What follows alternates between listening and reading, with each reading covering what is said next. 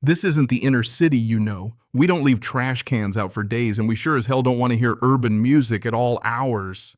That voice, shrill, cutting absolutely sure of itself, split the quiet of my new morning like a bad memory. And there she was, standing out there on the sidewalk, chunky, in her cheetah print tracksuit hair, so sprayed it could stop a bullet, arms crossed, staring not at me but at the two landscapers quietly working my lawn.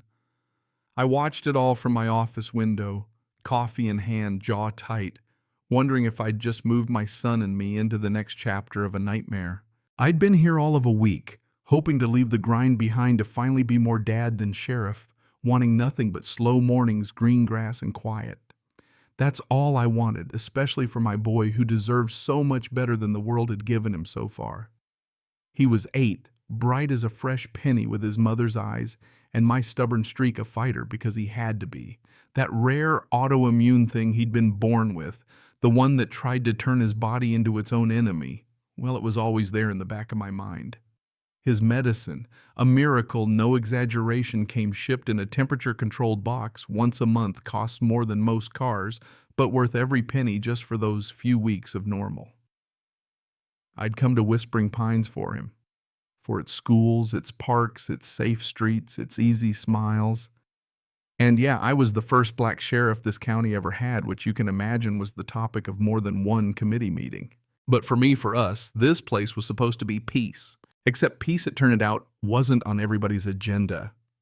I learned that quick the first time I got her welcome note, a pretty card filled with not-so-pretty accusations and a whole list of things I was apparently doing wrong, half of which I hadn't even heard of. Her name was scrawled in a flowery hand at the bottom, chairwoman of the Beautification Committee, which in this neck of the woods might as well be president.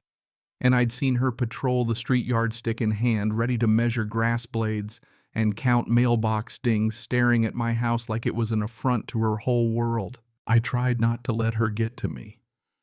Later that day, my boy chased fireflies in the dusk while I just sat back and watched, thinking, this is it, this is the good stuff. But even then, I knew. Some folks, you give them a clipboard and a whiff of power, and they turn into a one-woman storm.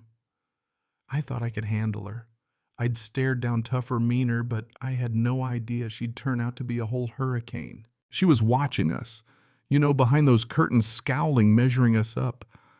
The old family that used to live here was her idea of perfect, quiet, compliant, as pale as the paint on their walls. Now there was me, my son, our bright green grass, a new chapter she wanted no part of.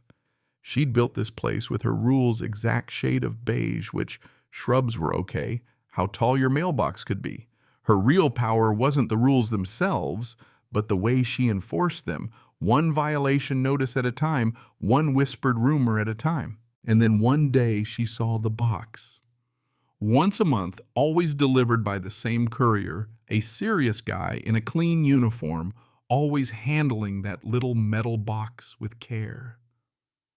She watched, and in her mind, the story wrote itself. She decided right then that it was drugs, because what else could it be? Right? The story grew legs and teeth. She took pictures, kept notes, started building her case. In her head, she wasn't a nosy neighbor, she was the hero of some true crime podcast. So the day my son's medicine was due, I did what I always did. Kept my phone nearby for the delivery notice, planned to pick my boy up from school a little early so I could give him his dose myself, our little ritual always ending with ice cream. When I got the email, I felt that little bit of relief. Every parent with a sick kid knows what I mean. The courier, Arthur, dropped it right where I'd told him to in the planter by the door, tucked behind a fern, scanned and photoed, just like always. But when we got home, the box was gone. At first I thought maybe it's hiding, maybe I missed it, maybe my son brought it in and forgot to mention, but no, nothing. The delivery photo showed it right there, clear as day. Then I checked the security camera footage, and there she was, marching across my lawn, grabbing the box, not even hesitating. She looked like she was on a mission from God. My heart sank. This wasn't some porch pirate. This was personal. I tried to keep calm, marched across the street, rang her bell, put on my best neighbor voice, Told her it was a mistake, that I needed that package back, that it was medicine for my son. She laughed right in my face, said she'd confiscated it, called me a drug dealer, told me I wasn't welcome. And then right there in front of me, she went to her trash can, pulled out the box, made a whole show of dumping the vial into the garbage, calling it filth. I was shaking. I wasn't the sheriff in that moment. I was just a dad watching my kid's lifeline get thrown away by a woman who saw only what she wanted to see. But training takes over. I took a photo, called it in on the radio, kept my voice flat the way you do when it's bad, but you have to keep going. Deputies showed up, so did the forensics team. She just stood there screaming about drugs and threats and her right to protect the neighborhood. Didn't even seem to notice her own hand was caught in the cookie jar. While they did their job, I rushed my son to the hospital, called his doctor, called the pharmacy, begged for an emergency replacement. Insurance hurdles, red tape, astronomical costs. It didn't matter. My boy was in danger. Every minute counted. Meanwhile, back on my street, the circus had come to town, her lawyer's son, the old guard neighbors, even the former sheriff, all ready to turn it into a political sideshow. Facebook posts, news interviews, ugly accusations flying faster than facts ever could. They painted her as a victim, a brave grandma protecting her neighborhood. Painted me as a bully, an outsider. It was poison and it spread quick. But Chief Deputy Miller, old school, steady, no nonsense, he saw through the noise. He dug deeper, found the calls between her lawyer's son and the ex-sheriff. Found money trails, land deals, old alliances tangled up in decades of quiet corruption. Turned out this wasn't just a neighbor gone rogue. This was the old guard fighting for their lives, using my family's pain as a weapon. The DA saw it too. She built a case so airtight, even the best defense lawyer in town couldn't find a leak. The trial was a spectacle. The video, the fingerprints, the doctor's testimony, my own raw honest, just a dad telling the truth. The defense flailed, tried every trick in the book. Nothing worked.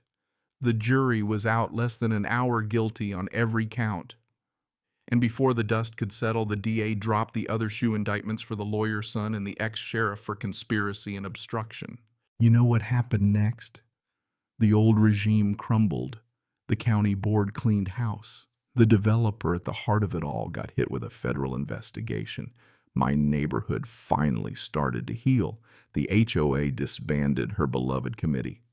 The history professor who spoke truth at the HOA meeting, he got elected president through a block party in my son's honor.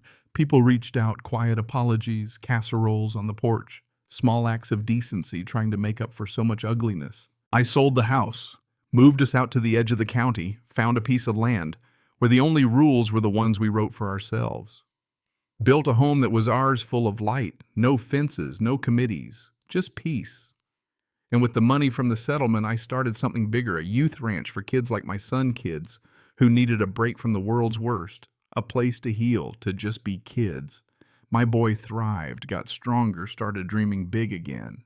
I found a way to turn all that pain into purpose. A year later, a letter arrived. From her. She wrote to say she was sorry, not asking forgiveness, just admitting she'd finally seen how fear and hate had twisted her. I didn't write back. I didn't need to. My answer was in every good thing I built out of what she tried to destroy. Years down the line, standing on the hill with my son, watching a new group of kids find hope at the ranch, I realized life's fragile, sure, but so is hate if you don't let it take root. You can fight back with more hate, or you can use what you've been through to build something better.